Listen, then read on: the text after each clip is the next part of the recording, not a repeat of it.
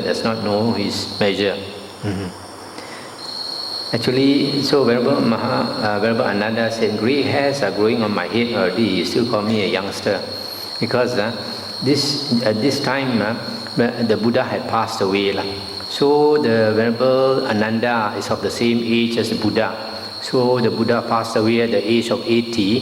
The Venerable Ananda was 80 or more than 80 years old already. And yet Venerable Kassapa called him Samanchai, Silo, Ginakia, small boy like that. Friend Ananda, it is just because you wander around with these young monks who are unguarded in their sense faculties, immoderate in eating and not devoted to wakefulness.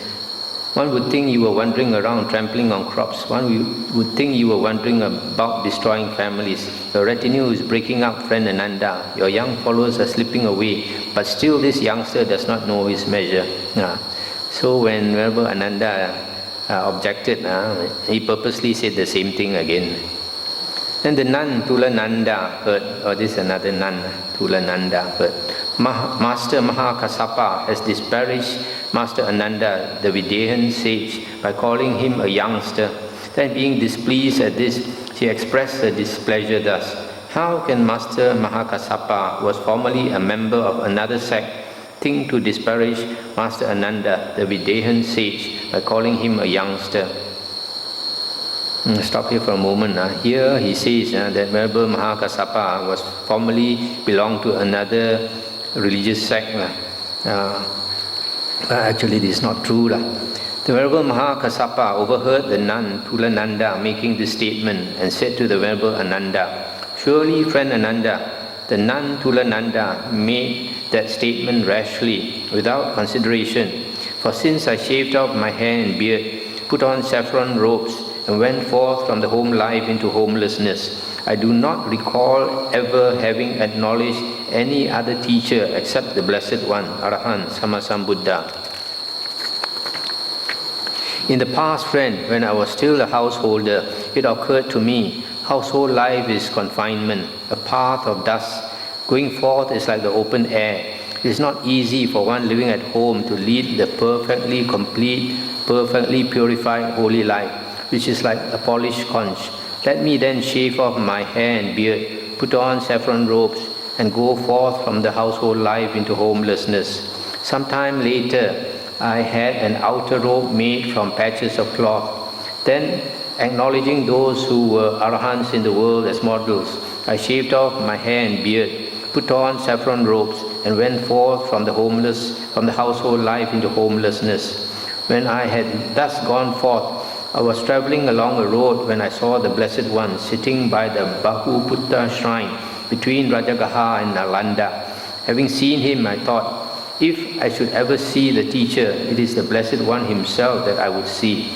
If I should ever see the Fortunate One, it is the Blessed One himself that I would see. If I should ever see the perfectly enlightened one, it is the Blessed One himself that I would see. Then I prostrated myself right there at the Blessed One's feet and said to him, "Venerable Sir, the Blessed One is my teacher. I am his disciple. Venerable Sir, the Blessed One is my teacher. I am his disciple." When I had said this, the Blessed One said to me, "Kassapa, if one who does not know and see should say to a disciple so single-minded as yourself, 'I know, I see,' his head would split. But knowing Kassapa, I say I know. Seeing, I say I see." Let's stop here for a moment. So when the Buddha saw Venerable Kassapa, he saw that this Venerable Kassapa was very, very advanced person. He said, here he says, so single-minded as yourself.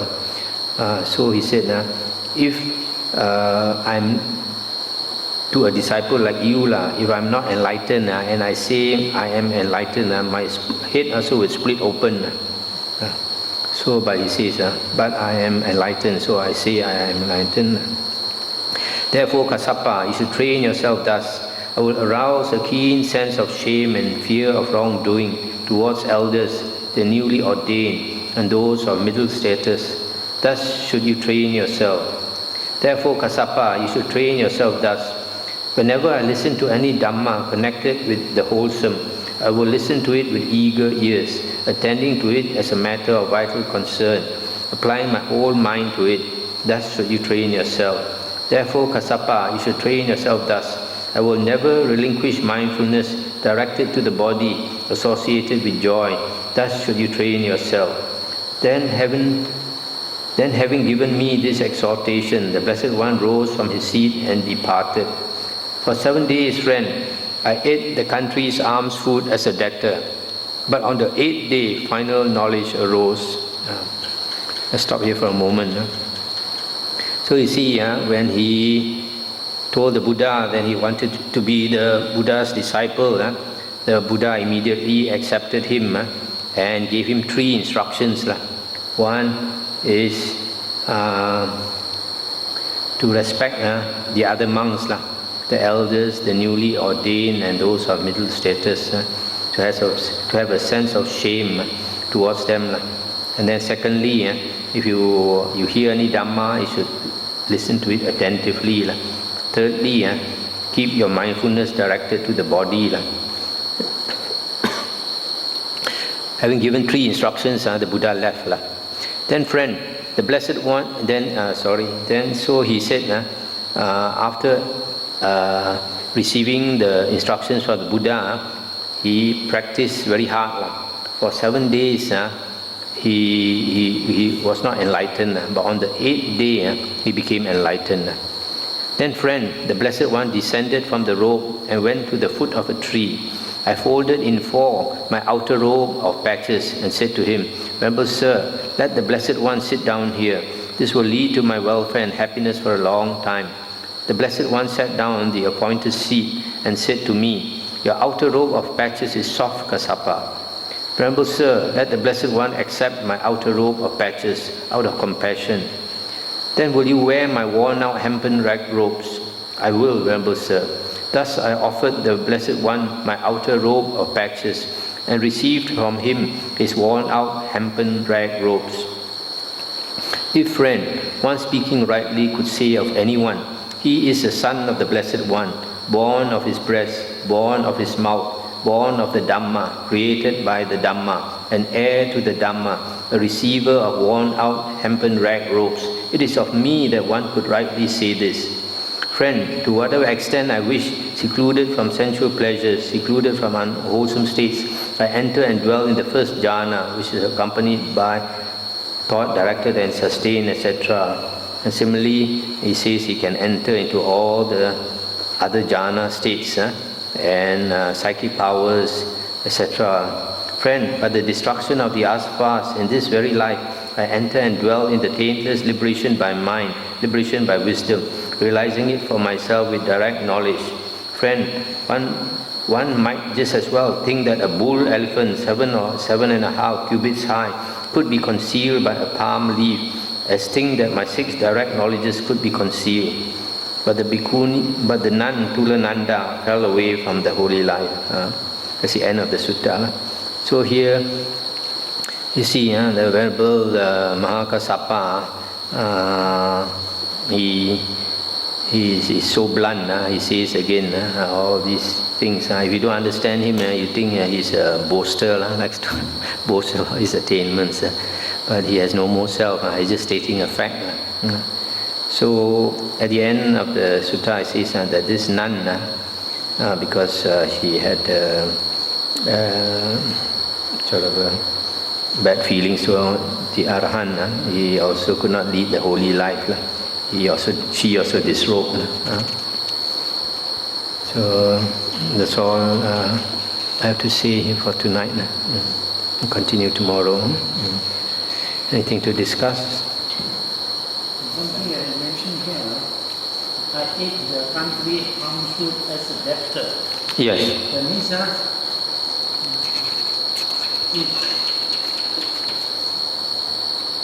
it means if a person has not become an Arahant or an Arya, then when a monk receives alms and other offerings from lay people, it is like credit card, otang.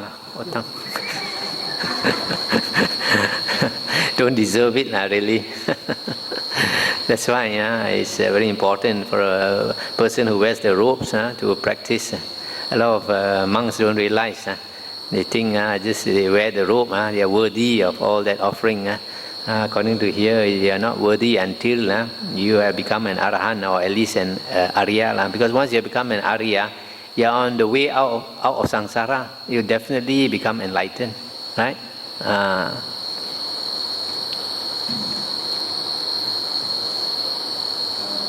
Yeah. Ananda is called the Vedgahan sage.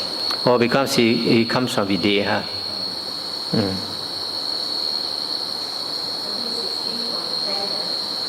Yeah.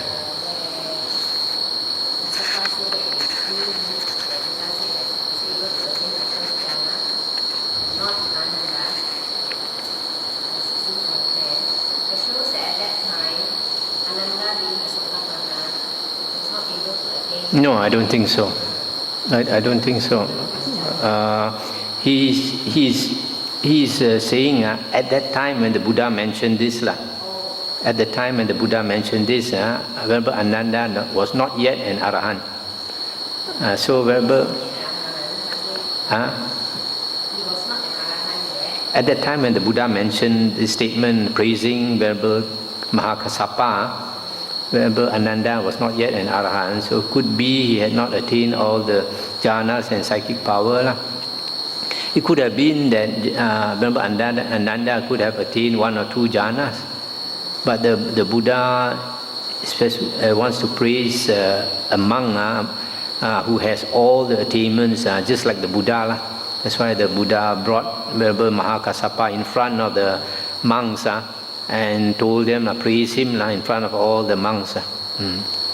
I mean, there are many monks who have partial attainments, but this Kassapa is one of those who has complete attainment. What the Buddha has, he has.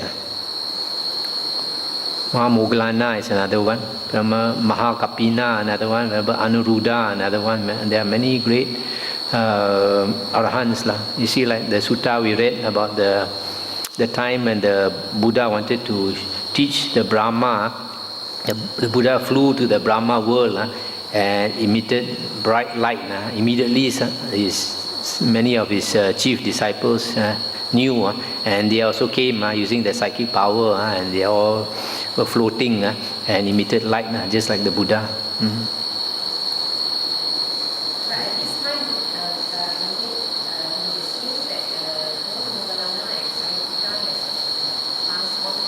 Yes, passed on. Okay, just now you were mentioning about this Kassapa.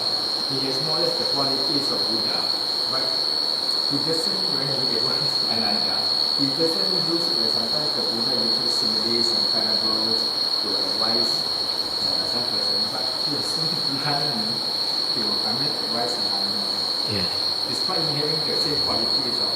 So actually it shows that even after a person becomes enlightened, our nature, our character, we still bring along with us. So even the Buddha himself, he has a certain character, although the books try to say, later books try to say that the Buddha is different. The Buddha is so perfect that he has no more any of his old habits. It's not true. Because you find in the sutta, there's one sutta where the Buddha really castigated the Brahmins, saying, compare them to dogs, saying that dogs are even better than Brahmins. That's one. Another thing is sometimes the Buddha sometimes likes to joke in a certain way. And sometimes there's one sutta where the Buddha came to Kapilavatthu, I think, and had to look. He came, I think, in the evening, and then he asked his cousin Mahanama to look for a place for him to stay.